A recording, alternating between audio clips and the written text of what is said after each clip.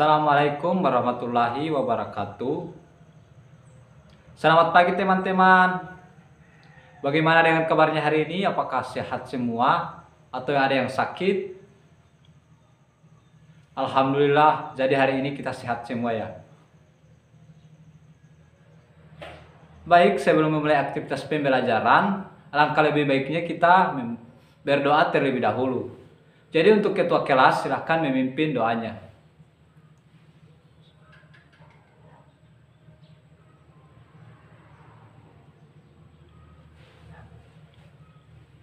Baik, apakah hari ini ada teman kalian yang tidak hadir atau meminta izin atau sakit? Terima kasih, jadi hari ini kita hadir semua ya. Oke, langsung saja. Pada pertemuan kali ini kita akan membahas mengenai materi tentang sumber-sumber energi. Tetapi saya ingin menanyakan kepada kalian, apakah ada yang masih ingat mengenai materi yang telah kita bahas pada minggu kemarin? Ya, untuk Basri dipersilahkan. Ya, benar. Pada pertemuan kemarin kita membahas materi tentang usaha. Apakah ada yang bisa menjelaskan apa yang dimaksud dengan usaha dalam fisika? Ya, dipersilahkan. Terima kasih. Jadi, usaha dalam ilmu fisika adalah sebuah perpindahan suatu benda yang disebabkan oleh sebuah gaya.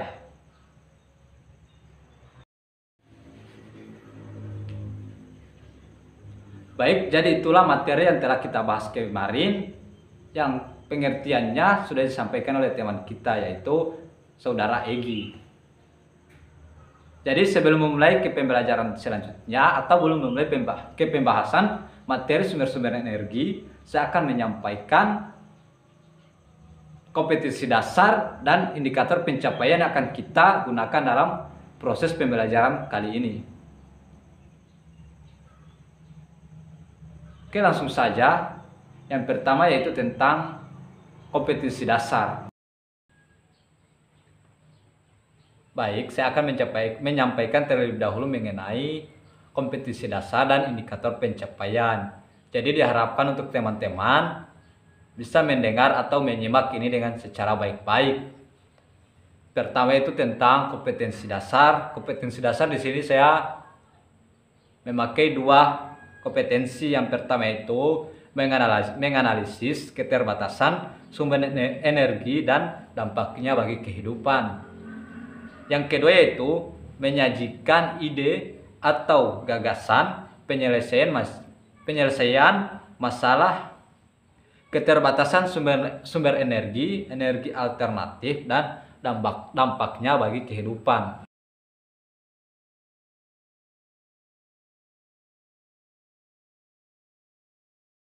Pada poin pertama itu terdiri dari 4 indikator pencapaian. Yang pertama, menganalisis sumber energi terbarukan dan dampak bagi kehidupan sehari-hari. Yang kedua yaitu tentang menelaah sumber energi tak terbarukan dan dampaknya bagi kehidupan kita. Yang ketiga itu membedakan pembangkit energi listrik terbarukan dan tak terbarukan. Yang terakhir yaitu menganalisis keterbatasan sumber energi dan dampaknya bagi kehidupan. Selanjutnya yaitu indikator pencapaian pada poin kompetensi dasar yang kedua, yaitu mempresentasikan ide atau gagasan penyelesaian keterbatasan sumber energi, baik dari energi alternatif dan energi tak terbarukan.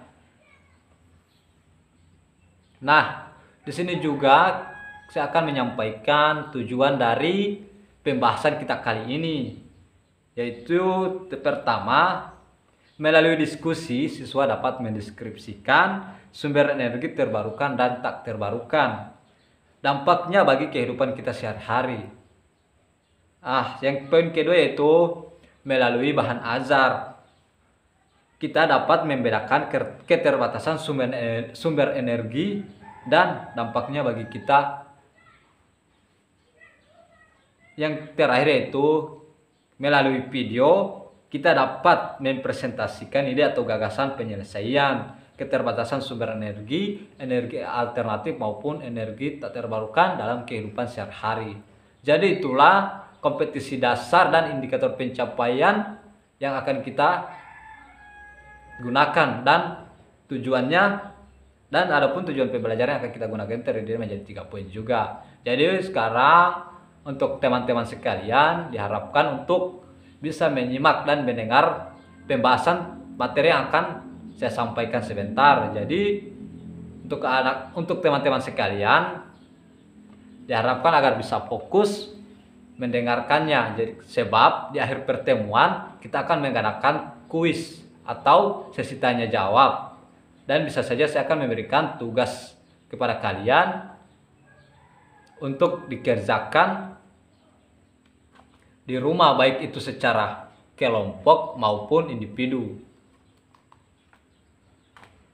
Adalah sumber daya yang dapat diolah oleh manusia sehingga dapat digunakan bagi pemenuhan kebutuhan.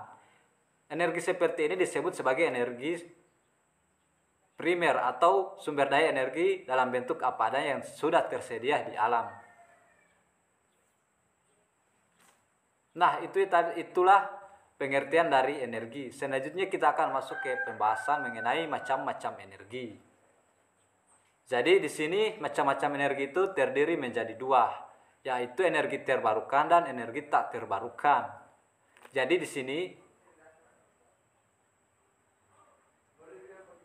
kita akan memulainya dari pembahasan mengenai energi terbarukan.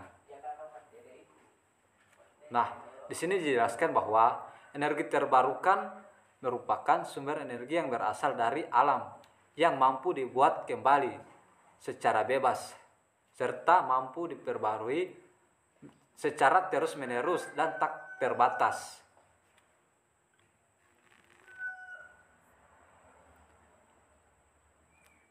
Nah, di sini juga kita akan membahas tentang jenis-jenis energi terbarukan. Di sini jenis-jenis energi terbarukan terdiri menjadi 4.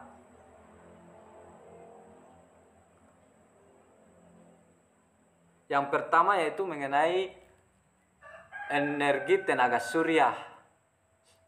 Selanjutnya yaitu yang kedua energi yang tercipta dari energi angin. Ketiga itu energi pasang surut. Yang keempat itu energi ombak. Nah, di sini saya akan menyampaikan apa yang dimaksud dari energi tenaga surya. Di sini jenis energi yang satu ini berasal dari proses penangkapan energi radiasi tenaga surya atau sinar matahari, kemudian mengubahnya menjadi listrik panas atau air panas. Selanjutnya itu kita akan membahas tentang energi angin. Angin merupakan udara bergerak. Sudah sejak lama angin digunakan sebagai sumber energi. Contohnya seperti di negara Belanda, angin dimanfaatkan untuk menggerakkan kincir angin. Kincir angin ini yang berfungsi sebagai sumber alat pengolah biji-bijian. Bahkan sekarang ini listrik juga mampu menghasilkan tenaga listrik dengan memanfaatkan turbin. Nah, turbin itu yang berguna untuk menggerakkan generator untuk membangkitkan sebuah listrik.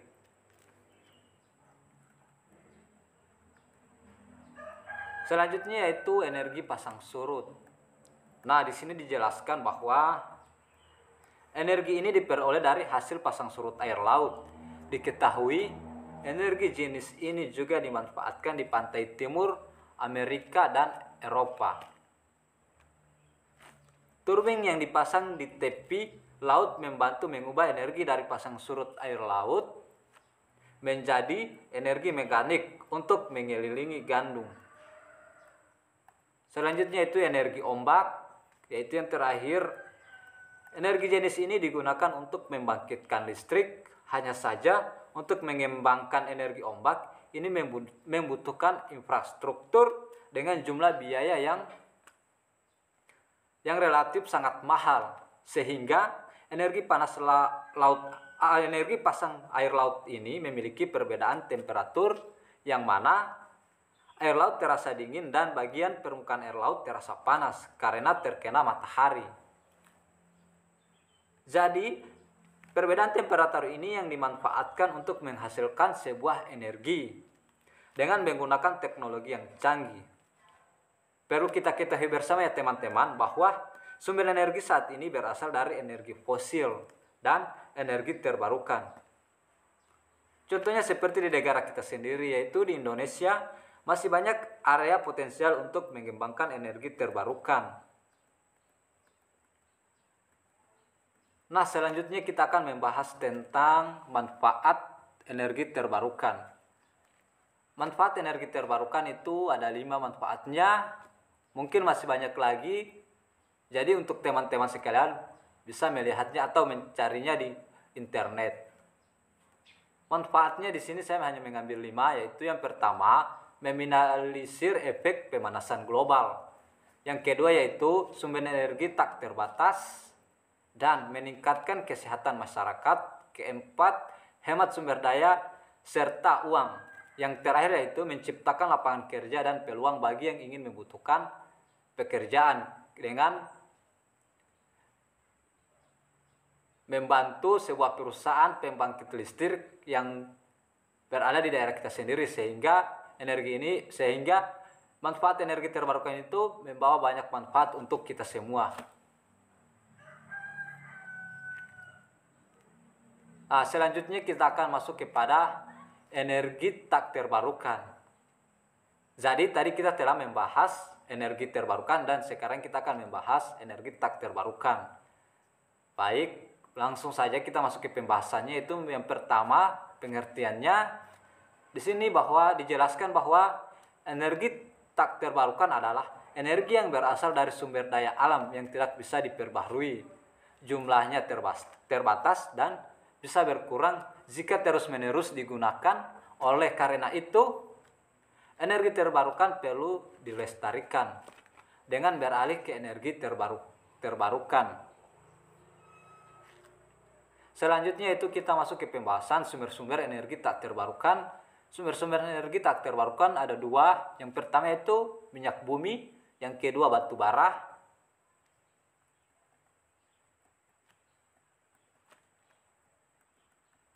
Jadi kita akan membahasnya secara satu persatu. Yang pertama kita akan membahas tentang minyak bumi. Telah kita ketahui bersama bahwa di negara kita banyak menyimpan yang namanya minyak bumi dan itu sudah dimanfaatkan oleh negara kita tersendiri. Jadi di sini saya akan menjelaskan cara terbentuknya suatu energi terbarukan, minyak bumi atau energi tak terbarukan. Minyak bumi merupakan salah satu sumber daya alam yang tidak dapat diperbaharui.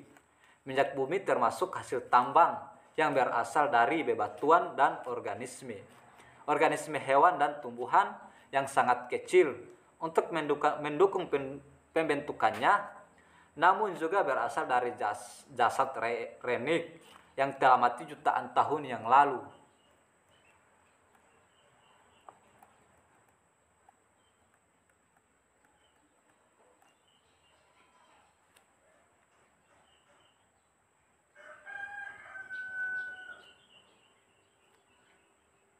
Kemudian kita akan membahas mengenai tentang batu bara. Nah, di negara kita sendiri juga penghasil batu bara. Batu bara adalah bahan bakar fosil yang terbentuk dari tumbuh-tumbuhan yang hidup dan telah mati sejak 100 sampai 400 juta tahun yang lalu. Batu bara digunakan sebagai tenaga pembangkit listrik di berbagai negara. Salah satunya negara kita yaitu di Indonesia. Negara kita juga termasuk penghasil batu bara yang sangat melimpah. Namun, karena proses terbentuknya membutuhkan ratusan juta tahun, batu bara juga perlu dikurangi penggunaannya agar mencegah energi batu bara ini cepat habis. Maka dari itu kita harus hemat dalam memanfaatkannya atau menggunakannya. Selanjutnya itu kita akan membahas tentang manfaat energi tak terbarukan. Manfaat energi tak terbarukan. Di sini saya hanya mengambil 3 manfaat saja. Yang pertama itu sebagai bahan bakar kendaraan, kemudian pembangkit listrik, dan yang terakhir itu bahan baku industri. Jadi teman-teman bisa mencarinya di internet atau di buku fisika kelas 12. Nah, yang pertama kita akan membahas mengenai bahan bakar kendaraan. Energi tak terbarukan manfaatnya sebagai bahan bakar kendaraan, yaitu minyak bumi yang sudah mengalami atau yang sudah diolah dapat dimanfaatkan sebagai bahan bakar. Sebagai bahan bakar kendaraan seperti diolah menjadi sebuah bensin. Batu bara juga bisa digunakan sebagai pengganti minyak dengan cara mengubah bubuk atau bongkahan batu bara menjadi cair. Selanjutnya, minyak ini dapat dimanfaatkan sebagai bahan bakar kendaraan. Adapun pengolahan dapat dimanfaatkan sebagai bahan bakar kendaraan seperti bensin. Batu bara juga bisa digunakan sebagai pengganti minyak dengan cara membubukkan. Nah, minyak ini dapat dimanfaatkan sebagai bahan bakar kendaraan. Jadi, contohnya seperti bahan bakar kendaraan yang kita gunakan sekarang itu seperti mobil, motor, dan lain sebagainya. Itulah manfaat minyak bumi dan batu bara untuk kehidupan kita sehari-hari, itu untuk digunakan sebagai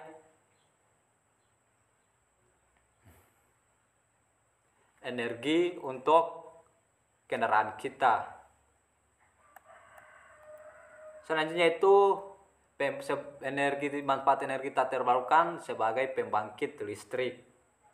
Nah, di sini dijelaskan bahwa batu bara juga dimanfaatkan sebagai pembangkit listrik.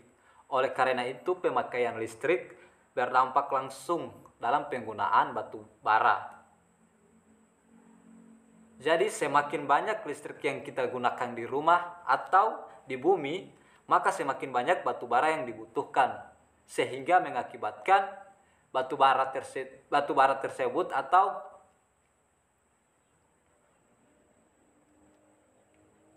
stok batu bara semakin lama semakin berkurang. Selanjutnya itu manfaatnya sebagai bahan baku industri. Jadi teman-teman, di sini juga dijelaskan bahwa batu bara juga dapat menghasilkan gas alam ketika masih tersimpan di dalam tanah. Gas dari batu bara dapat memisahkan produk baja sehingga dapat menghasilkan produk aluminium. Batu bara juga bermanfaat membantu memproduksi atau membuat baja ringan, sehingga yang sudah diolah juga dapat dimanfaatkan sebagai bahan baku pembuat plastik dan karet. Namun, bahan baku tersebut adalah nafta. Selain itu, nafta juga digunakan sebagai bahan baku produksi bensin Pertamax, yaitu bensin yang kita gunakan dalam kendaraan juga. Selanjutnya itu kita akan membahas atau saya akan menjelaskan mengenai bagaimana cara kita untuk menghemat energi tak terbarukan. Cara kita untuk menghemat energi tak terbarukan yaitu setelah kita mengetahui dari mana energi tak terbarukan berasal dan pemanfaatannya, kita juga perlu tahu bahwa cara menghematnya, kegiatan pertambangan batu bara dan minyak bumi ini bisa menimbulkan dampak, yaitu dampak negatif seperti kerusakan lingkungan, sehingga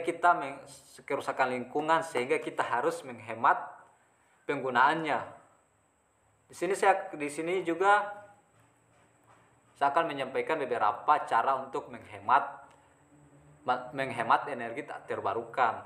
Pertama yaitu mengganti bahan bakar dengan teknologi ramah lingkungan. Contohnya, kita bisa menggunakan teknologi ramah lingkungan yaitu dalam bentuk biogas.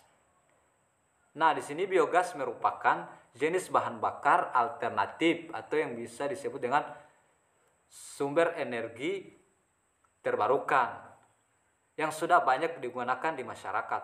Biogas memanfaatkan kotoran padat dan urin dari hewan-hewan ternak, misalnya seperti sapi, ayam, dan limbahnya dapat digunakan sebagai pupuk organik untuk tumbuh-tumbuhan. Jadi teman-teman, dengan mengganti bahan bakar dengan teknologi ramah lingkungan, kita bisa menghemat energi listrik tak terbarukan, dan kita juga mendapatkan manfaat sebagai limbah dari pengolahan tersebut. Kita juga bisa membuatnya sebagai pupuk organik untuk tumbuhan kita. Yang kedua yaitu mengurangi pemakaian kendaraan pribadi. Mulai dari bahan bakar kendaraan hingga pelumas mesin kendaraan merupakan contoh memanfaatkan energi tak terbarukan dari minyak bumi. Nah, yang ketiga yaitu kita harus menghemat listrik. Listrik yang digunakan dari segi tak terbarukan perlu dihemat penggunaannya, sebab perannya penting dalam kehidupan sehari-hari. Kita bisa menghemat penggunaannya agar tidak menimbulkan kerugian di masa depan. Baik, itulah materi yang telah kita bahas bersama. Mungkin sekarang sudah waktunya kita untuk istirahat, sebab materinya sudah selesai. Jadi untuk adik-adik atau teman-teman sekalian, jika ada yang ingin memberikan tanggapannya atau ingin bertanya, dipersilahkan. Saya memberikan 3 kesempatan bagi teman-teman. Baik, jika tidak ada yang ingin memberikan tanggapannya atau bertanya, saya akan mengakhiri pertemuan kali ini. Jika ada perkataan saya yang menyinggung hatinya adik-adik atau teman-teman, saya minta maaf, sebab kesalahan itu datangnya dari diri saya sendiri dan kebenaran itu datang dari Allah Subhanahu wa taala. Sekian, lebih dan kurangnya saya memohon maaf. Wassalamualaikum warahmatullahi wabarakatuh.